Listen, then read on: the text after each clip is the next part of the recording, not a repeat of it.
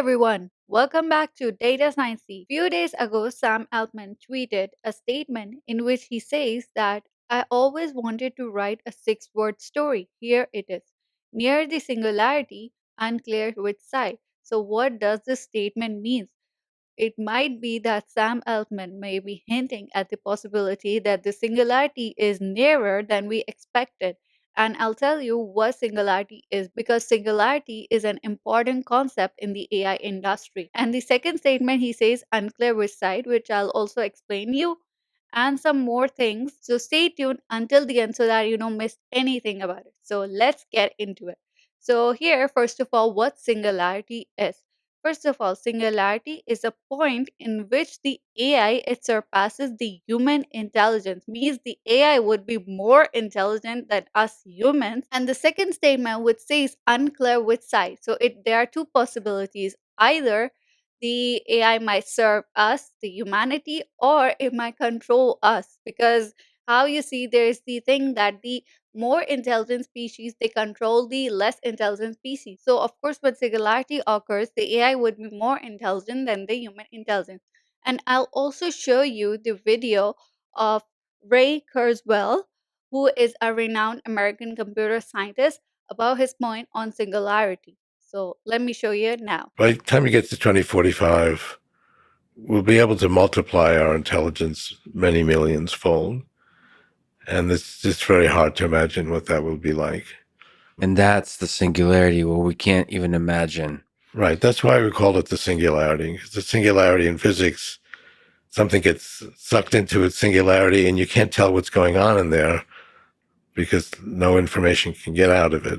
There's various problems with that, but that's the idea. It's too much beyond what we can imagine. Another tweet that Sam Altman tweeted that it's supposed to be either about two things. Either it can be this or that.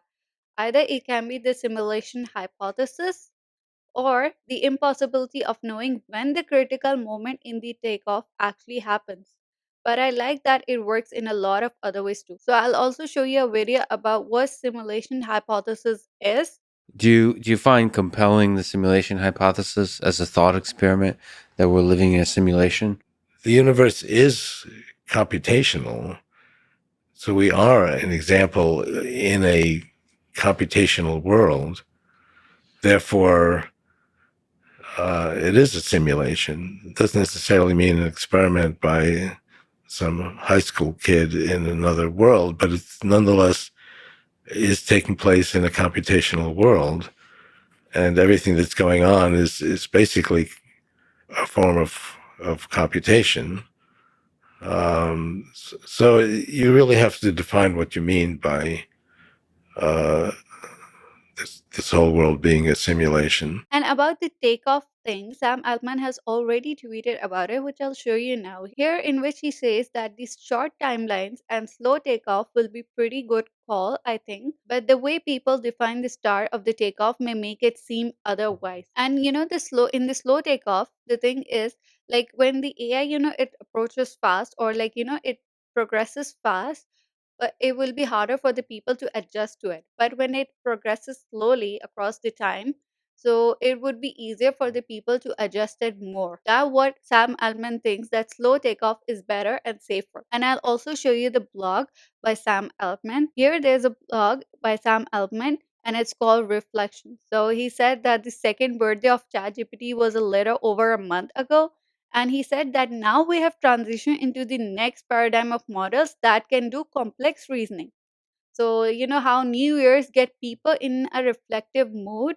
And I want to share some personal thought about how it has gone so far and some of the things that he has learned along the way.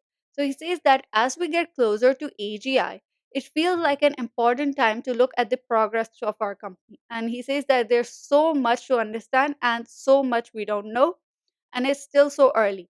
And he says that we know a lot more than we did when we started. So he says that how he started OpenAI about 9 years ago, he believed that AGI was possible and that could be the most impactful technology in human history. And they wanted to figure out how to build it and make it, beneficial and, also try to make a mark on the history. So he says how it was 2022, it was a quiet research lab working on something temporarily called chat with GPT 3.5. And of course, they ended up calling it Chat GPT instead. And then he says that how it hasn't been easy, the road hasn't been smooth, and the right choices haven't been obvious. And one point he says that we are proud of the track record on research and deployment so far, and they're committed to continuing to advance the thinking of safety and benefit sharing.